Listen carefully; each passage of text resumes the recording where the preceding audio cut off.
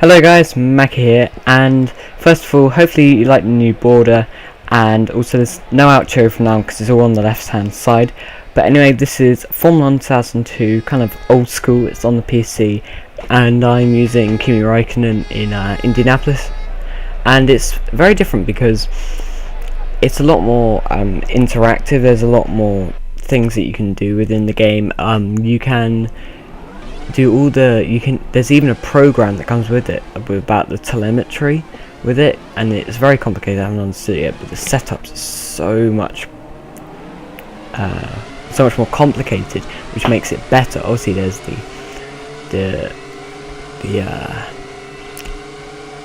easier version where you just have the sliders, but then you can go into, you can change it precisely to how you want it for each track, and you can save for each track and you can load them. I mean, this is 2002, right? 10 years later from 2012. The game is actually worse in terms of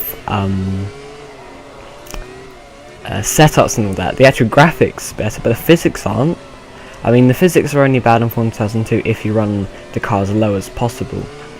You just go slightly over a curb, around a corner, and it spins back end out. But it's really interesting because you have launch control, and you can override your traction control, and you can manually do the pit limiter.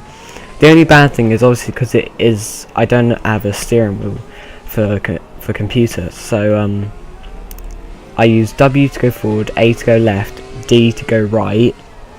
I have enter as brake because I just found that's easiest, and then have / as launch control, and I think O is override the traction control, and Q is pit limiter. So it's very it's very hands-on, and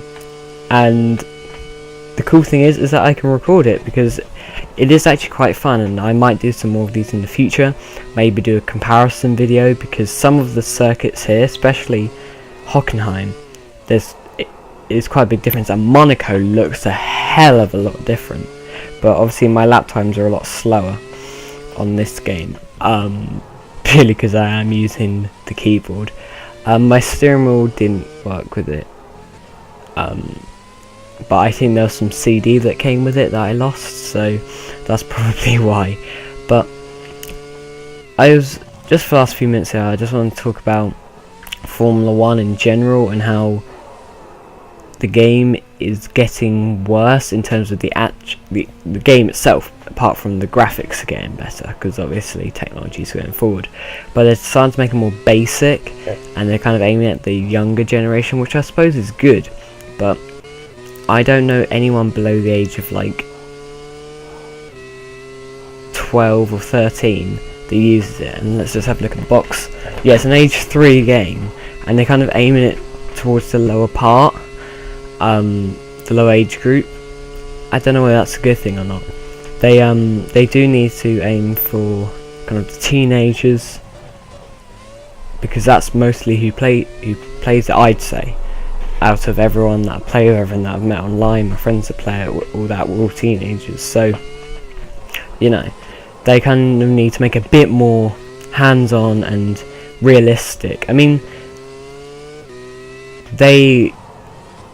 I know they don't have it anymore in real life, but there's a warm-up session.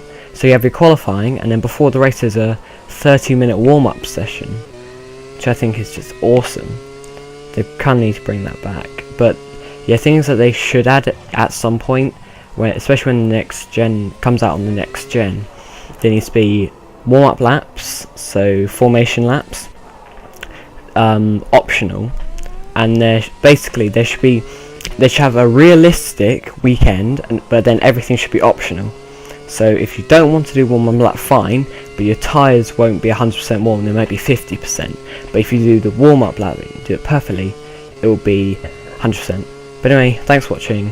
Just enjoy the last corner here, and I will see you soon. Goodbye.